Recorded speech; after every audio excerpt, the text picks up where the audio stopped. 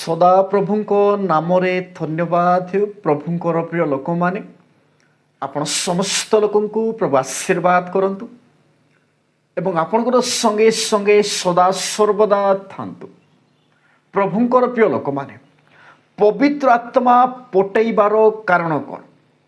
ଏହି ବିଷୟକୁ ଅନେକ ଲୋକମାନେ ଜାଣନ୍ତି ନାହିଁ, କିନ୍ତୁ ପ୍ରଭୁ ଯୀଶୁ ନିଜେ କହନ୍ତି ଯେ ନିଜର ଶିଷ୍ୟମାନଙ୍କୁ ମୁଁ ଗଲା ପରେ ପିତାଙ୍କୁ ଅନୁରୋଧ କରିବି, ସେ ତୁମମାନଙ୍କର ନିମନ୍ତେ ସାହାଯ୍ୟକାରୀଙ୍କୁ ପ୍ରେରଣ କରିବେ, ଅର୍ଥାତ୍ ସେ ପବିତ୍ର ଆତ୍ମାଙ୍କୁ ପ୍ରେରଣ କରିବେ।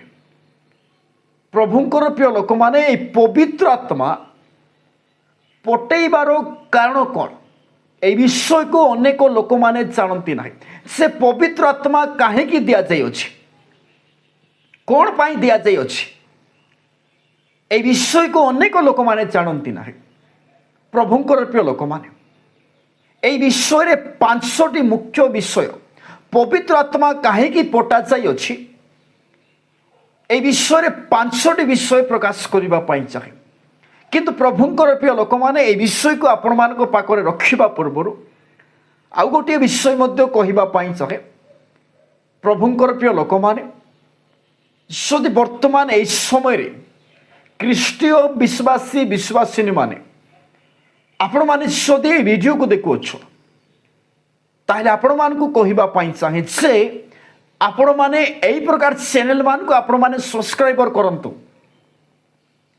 ଆପଣମାନେ ତ ଅନେକ ପ୍ରକାର ଚ୍ୟାନେଲକୁ ସବସ୍କ୍ରାଇବର କରିଥିବେ।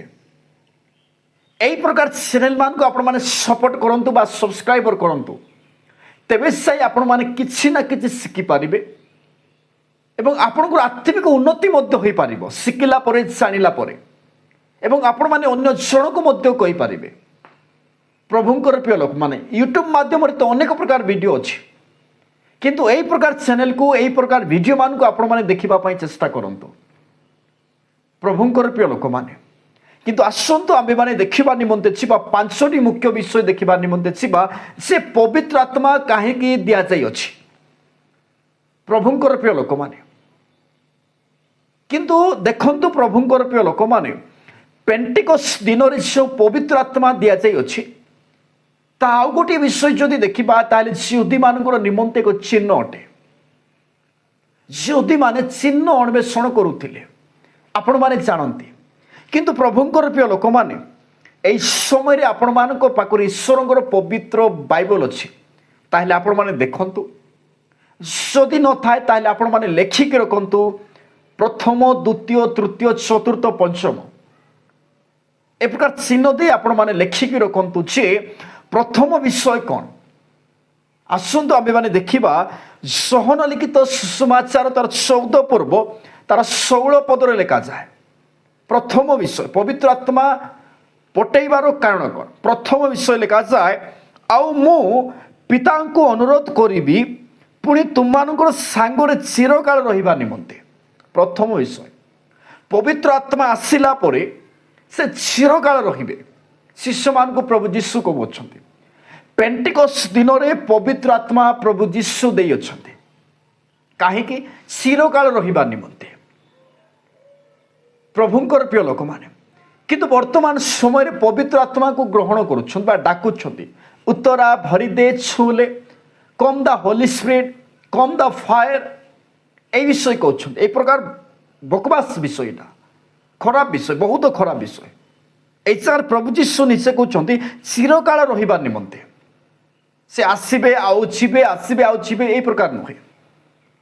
ପ୍ରଭୁଙ୍କର ପ୍ରିୟ ଲୋକମାନେ, ସେ ଆମ୍ଭମାନଙ୍କର ସହିତ ସେ ଚିରକାଳ ରହିବେ। ପ୍ରଥମ ବିଷୟ। ଏବଂ ଦ୍ୱିତୀୟ ବିଷୟ ଦେଖିବା ନିମନ୍ତେ ଯିବା। ପ୍ରଭୁଙ୍କର ପ୍ରିୟ ଲୋକମାନେ, ଯୋହନ ଲିଖିତ ସୁସମାଚାର ତାର 14 ପର୍ବ ତାର 26 ପଦ, এই ଜାଗାରେ ଲେଖାଯାଏ, କିନ୍ତୁ সেই ସାହାଯ୍ୟକାରୀ ଅର୍ଥାତ୍ ଯେଉଁ ପବିତ୍ର ଆତ୍ମା ପିତା ମୋ ନାମରେ ପ୍ରେରଣ କରିବେ, ସେ ତୁମମାନଙ୍କର ସମସ୍ତ ବିଷୟ ଶିକ୍ଷା ଦେବେ। କ'ଣ କରିବେ? ପ୍ରଭୁଙ୍କର ପ୍ରିୟ ଲୋକମାନେ, সেই ପବିତ୍ର ଆତ୍ମା ତୁମମାନଙ୍କୁ ସମସ୍ତ ବିଷୟ ଶିକ୍ଷା ଦେବେ। ପ୍ରଥମ ବିଷୟ ବା ଦ୍ୱିତୀୟ ବିଷୟ ଦେଖୁଅଛୁ। ପ୍ରଭୁଙ୍କର ପ୍ରିୟ ଲୋକମାନେ, ପ୍ରଥମ ଦେଖିଲୁ চিরকাଳ ଆମ୍ଭମାନଙ୍କର ସହିତ ରହିବେ ଏବଂ ଦ୍ୱିତୀୟ ବିଷୟ ଆମ୍ଭମାନଙ୍କୁ ସମସ୍ତ ବିଷୟ ଶିକ୍ଷା ଦେବେ। ପ୍ରଭୁଙ୍କର ପ୍ରିୟ ଲୋକମାନେ, ଆମ୍ଭମାନଙ୍କୁ ପବିତ୍ର ଆତ୍ମା ଶିକ୍ଷା ଦେବେ। ଆପଣମାନେ ବୁଝନ୍ତୁ, ମନ୍ଦ ବିଷୟ ଭଲ ବିଷୟ ପବିତ୍ର ଆତ୍ମା ଜଣାନ୍ତି ପ୍ରଭୁଙ୍କର ପ୍ରିୟ ଲୋକମାନେ। କିନ୍ତୁ ଆସନ୍ତୁ ତୃତୀୟ ବିଷୟ ଦେଖିବା ନିମନ୍ତେ ଯିବା।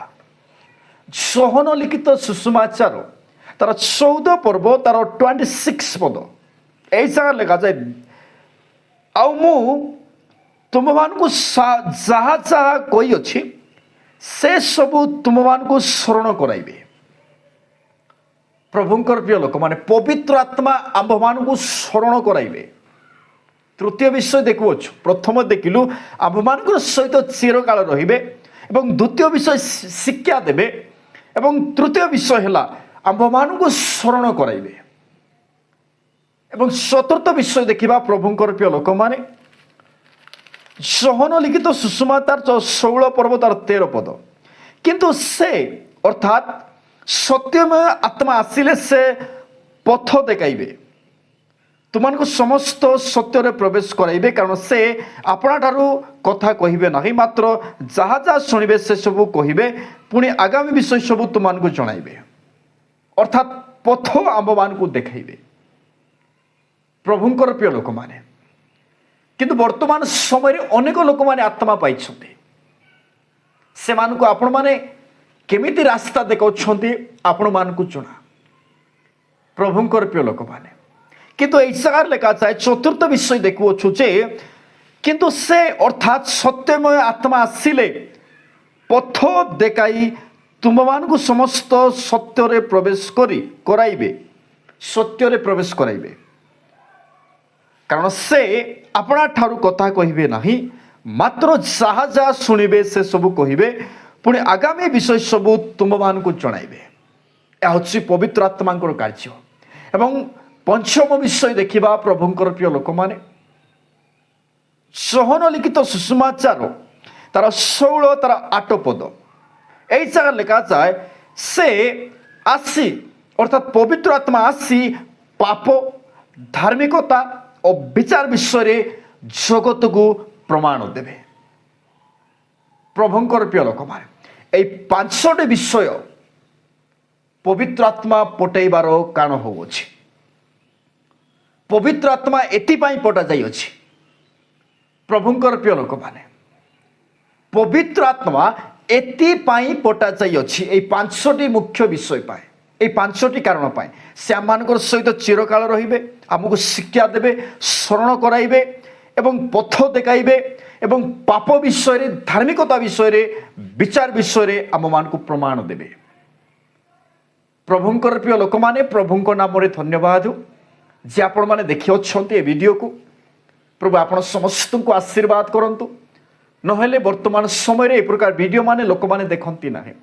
ଅନେକ ପ୍ରକାର ୟୁଟ୍ୟୁବରେ ଭିଡ଼ିଓ ଅଛି, ସେଗୁଡ଼ାକୁ ଦେଖନ୍ତି।